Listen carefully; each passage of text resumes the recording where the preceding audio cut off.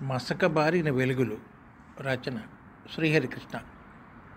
నాయనా సాయినాథ, అమ్మాయి పెళ్లిలో ఎటువంటి ఆటంకాలు రాకుండా, మగ పెళ్లి వాళ్ళ చేత ఏ మాట పడకుండా పెళ్ళి సక్రమంగా జరిగేటట్లు చూడండి సాయి. అన్నదానానికి గుడికొచ్చి 5,000 కడతా అంటూ మొక్కుకుంది సుభద్ర. సుభద్ర, ఇవాళ సాయంత్రం వెళ్ళి పెళ్లి బట్టలు కొందాం. పెట్టుబడికి బట్టలు, అమ్మాయికి అబ్బాయికి మనం పెట్టాల్సినవి అన్నీ కొందాం. అదేమిటండి, అబ్బాయి బట్టలకి డబ్బులు ఇచ్చేయకపోయారా? అతనికి కావాల్సినవి నచ్చినవి అతను కొనుక్కుంటాడు కదా. మనం కొన్నవి వాళ్ళకి నచ్చకపోతేనో అంటున్న సుభద్ర మాటలకి అడిగానే, వద్దులేండి, మీరు ఎలాంటివి పెట్టినా మాకు అభ్యంతరం లేదు, మీకు ఇష్టం వచ్చినవి కొనండి అన్నారు బావగారు. అన్నాడు వెంకట్రావు. దేనికి పేచీలు పెట్టకుండా అన్నీ మీ ఇష్టం వచ్చినట్టు పెట్టండి అంటున్నారు.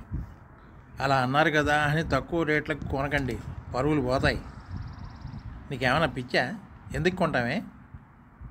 సడన్గా అమ్మాయికి సంబంధం కుదరడం, ముహూర్తానికి కూడా నెల కూడా లేకపోవడంతో ఎలా జరుగుతాయో అన్ని పనులు అని అనుకున్నా. హాల్ దొరక్కపోతే మా పల్లెట్లో మా ఇంటి ముందర తాటాకి పందిరి వేసే జరిపిస్తాం అన్నా కూడా వాళ్ళు ఓకే చెప్పారు. పేరుకు పల్లెటూరే కానివ్వండి, డెవలప్ బాగా అయింది, అన్ని సౌకర్యాలు ఉన్నాయిలేండి అంటే సరే అన్నారు. ప్రస్తుతం దేనికైనా ప్యాకేజీలు రావడంతో కొద్దిగా శ్రమ తప్పింది. కాకపోతే ఖర్చు అనుకున్న దానికంటే కొద్దిగా ఎక్కువ అవుతుంది, శ్రమ తగ్గుతుంది కదా. అవును, కిషోర్ని వెళ్ళి ఆ ఊళ్ళో పందిళ్ళు, మగపెళ్లి వారికి అక్కడ 2 హోటల్స్లో ఏసీ రూములు బుక్ చేయించమని చెప్పా. ఇంకా రాలేదా వాడు? ఇందాకే ఫోన్ చేశాడండి. వాడి ఫ్రెండ్స్కి పందిళ్ళు, హోటల్ రూమ్స్, క్యాటరింగు, డెకరేషన్ గురించి చెప్పాట.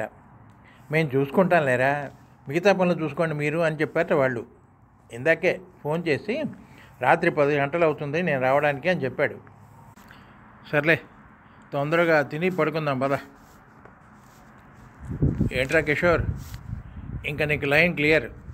చల్లాయి పెళ్ళి అవుతుంది కదా, ఎవరినైనా లైన్లో పెట్టావా లేదా?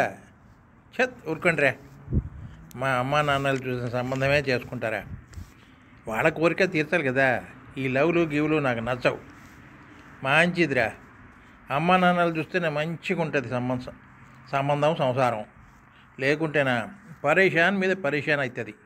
ప్రేమించి పెళ్లి చేసుకుంటే ఎందుకు అవుతుందిరా? చచ్చినా అవదు. ఒకరినొకరు అర్థం చేసుకోవాలి. ఊరికి కోపం వస్తే 2 వాళ్ళు తగ్గాలి, గంతే. లేకపోతే నీ పరేషాన్లు. ఓ పోరీను ఓ పోరడో వాళ్ళ కడుపును పుడితే గంతే. ఆ పిల్లగాండ్ల ముద్దులతో ఈ లొల్లి గిల్లి ఇటువంటివన్నీ బంద్ అవుతాయి. మంచిగా చెప్పినవరే లక్ష్మణ. ఈరోజు మన కిషోర్ గారి చెల్లి, అదే మన చెల్లి ముగ్ధమ్మ పెళ్ళి కుదిరింది కదా.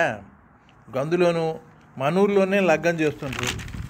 ఒరేయ్ కిషోరా, రేపు పొద్దుగాలకు వస్తానని అమ్మా నాన్నకి ఫోన్ చేయి. చిన్న దావత్ చేసుకుందాం. ఆవు, నువ్వు నాదంతా ఓ చిన్న మూతేగా అనే కాడి నుంచి క్వాంటిటీ ఏమైనా పెంచావా లేదా అంటున్నాను. నరసింహ మాటలకి అంతా నవ్వేశారు. కొద్దిగా పెరిగిందిలే. మన గురించి కాకపోయినా ఆఫీసులో నాది పిఆర్ఓ పోస్టు కాబట్టి తప్పదు. కంపెనీ గురించి అన్నా తీసుకోవాల్సిందే. వారానికి 2 సార్లన్నా మా క్లయింట్స్తో మీటింగ్స్ ఉంటాయి. కంపెనీ గురించి తీసుకోకపోతే బాగుండదు కదా. అందుకే ఏదో కొద్దిగా తీసుకుంటూ ఉంటా. అయినా అరే, నా లిమిట్స్లు, నా పరిస్థితులు, నా బాధ్యతలు నేను మర్చిపోను రోయ్. సర్లే, ఏర్పాట్లు ఏవో త్వరగా కానివ్వండి. అమ్మకి ఫోన్ చేసి చెప్తాలే. ఒరే నరసింహ, ఇదిగో అంటూ ఓ 2,000 ఇవ్వబోతుంటే, ఏంద్రా ఒళ్ళు బలిసిందా, డబ్బులు ఇస్తున్నావు, పెట్టి లోపల. చెల్లి పెళ్ళి పెట్టుకుని డబ్బులు తగలేస్తావా? నువ్వు పైసలు ఇవ్వకపోతే మందు తేలేమా మేము? అది కాదురా, చెల్లాయి పెళ్ళి 10 రోజుల్లో ఉందిరా. మన ఊళ్ళోనే మా ఇంట్లోనే హెల్ప్ కావాలరా అంటే మీరు 3 సెలవు పెట్టి నా కోసం వచ్చారు. ఇంకా ఇలాంటి ఖర్చులు కూడా మీ చేత పెట్టిస్తే ఏం బాగుంటుందిరా? ఏడు సేవలే మన దోస్తా నాకు ఇప్పటిదా నకరాలు చేస్తే నా సంగతి నీకు ఎరికే కదా, గమ్మునుండు. వీళ్ళు ఇలా మాట్లాడుకుంటూ ఉండగానే రాంబాబు వెళ్ళి మందు కొనుక్కురావడం, కలుపుకోవడం, నంజుకోవడం అన్నీ మొదలయ్యాయి. చాలా గమ్మత్తుగా కుదిరిపోయిందిరా మా ముగ్ధ సంబంధం. కిందటి నెలలో దాని పేరుని మ్యారేజ్ బ్యూరోలో రిజిస్టర్ చేయించాం. వీళ్ళు చూడడం, వాళ్ళకి నచ్చడం, ముహూర్తాలు పెట్టుకోవడం టకటకటకగా జరిగిపోయారా. మా అమ్మ నాన్న వాళ్ళ పడ్డ కష్టానికి నాకు మా చెల్లాయికి మంచి ఉద్యోగాలు రావడం, చెల్లాయి పెళ్ళి కుదరడంతో వాళ్ళ ఆనందానికి హద్దు లేదురా. పైగా మంచి సంబంధం, మంచి ఆస్తిపరులు, అంతా దాని అదృష్టం, మా అదృష్టమును. దాని సంబంధం కుదిరిన రోజున మా అమ్మతో మా నాన్న చెప్తున్నాడు, సుభద్ర, కాలం చాలా గొప్పదే. గతంలో జరిగిన విషయాలు గుర్తుకొస్తే ఎంత ఆశ్చర్యం వేస్తుంది. ఆ జ్ఞాపకాలు చాలా గొప్పవి.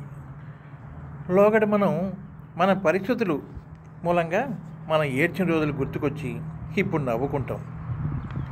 అప్పుడు నవ్వుకున్న రోజులు గుర్తుకొచ్చి కళ్ళ నీళ్ళు పెట్టుకుంటాం ఇప్పుడు కదా. పిల్లల్ని చదివించడానికి, ఇల్లు గడపడానికి నా ఒక్క జీతంతో ఎలా నెట్టుకు రాగలనా అని అనిపించింది.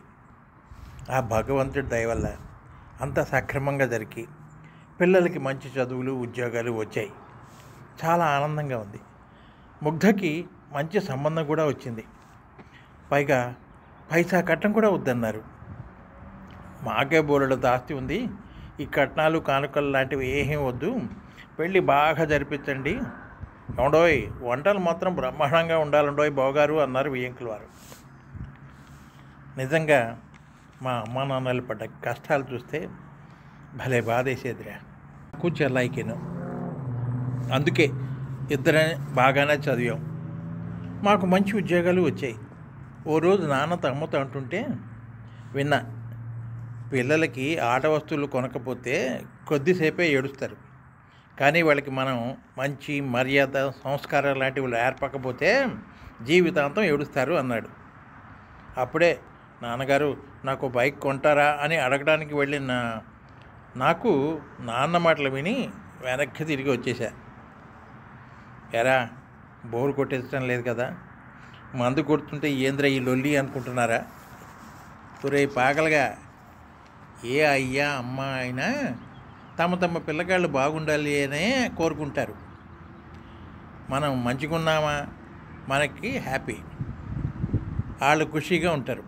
లేకుంటే మన బతుకులు కుక్క బతుకులు అయిపోతాయి. గొప్పోళ్ళురా అమ్మ అయ్యాలు అంటూ నా నరసింహతో భలే చెప్పేవరా. అప్పుడు వాళ్ళ మాటలు విన్నాం కాబట్టే మనం అంతా మంచి మంచి ఉద్యోగాలు చేసుకుంటున్నాం అన్నాడు రాంబాబు. అవునరా, నా జీవితంలో మా నాన్న ప్రభావం ఎక్కువగా ఉంది. మా నాన్న ఇప్పుడు అంటూ ఉంటాడు, మా రోజుల్లోనూ అది చేయాలంటే ఇంత కష్టపడ్డాను, ఇది చేయాలంటే ఇంత బాధపడ్డానని చెప్తాడే తప్ప, అబ్బా దీనివల్ల ఇంత సుఖపడ్డా, ఇంత ఆనందం వేసింది అనేది మాకు చదువులయ్యి మంచి ఉద్యోగాలు వచ్చిన తర్వాత మాత్రమే. మనం చదువుకున్న ప్రతి అక్షరం మనకెంత ఉపయోగపడుతుందో, అలా మన అభివృద్ధికి అహర్నిశలు కష్టపడి సుఖం అనేది త్యాగం చేసి మన అమ్మా నాన్నలకి ఉపయోగపడాలిరా. ప్రతి కొడుకును మన అమ్మా నాన్నలకి ఏమీ చేయక్కర్లా, చేద్దామన్నా వాళ్ళు వద్దంటే అంటారు. ఎందుకంటే మన గురించి వాళ్ళ సుఖాలని, ఆనందాన్ని త్యాగం చేశారు కాబట్టి. కొద్దిగా వారి మాటల్ని ఛాదస్థాలు అని కొట్టి పారేయకుండా గౌరవిద్దాం, విందాం. కన్నారు కదా, కన్నారు కాబట్టి చచ్చినట్లు చేయాలి, లేకపోతే ఎందుకు కన్నట్టు అని వితండవాదం చేసేవారికి ఏమీ చెప్పలేం. వారి మూర్ఖత్వానికి జాలిపడ్డం తప్ప. మనం దేని గురించైనా మాట్లాడితే చాలామంది అమ్మానాన్నలు మా రోజుల్లో అయితేనా అనుకుంటూ గతాన్ని గుర్తుకు తెచ్చుకోకుండా ఉండలేరు, ఫ్లాష్ బ్యాక్లోకి వెళ్లకుండా ఉండలేరు. బాధో సంతోషమో పొందకుండా ఉండలేరు. సంతోషాల కంటే బాధలే వారి జీవితాల్లోకి ఎక్కువగా తొంగి చూస్తాయి. పాపం మా నాన్న అమ్మలను వారి బతుకుండే రోజుల్లో సరిగ్గా చూసుకోలేకపోయా. ఇప్పుడు పరిస్థితి బాగుంది, చూసుకుందామంటే వాళ్ళు లేరు అని బాధపడ్డ రోజులు ఎన్నోరా. మా అమ్మ నాన్నలకి వాళ్ళ జీవితాల్లో ఎందుకో ఇవాళ మా అమ్మ నాన్నల మొహాల్లో ఆనందం చూస్తుంటే చాలా హాయిగా ఉందిరా. చెల్లి పెళ్ళి అనుకున్న దగ్గర నుంచి పట్టరానంత ఆనందం పడిపోతున్నారు.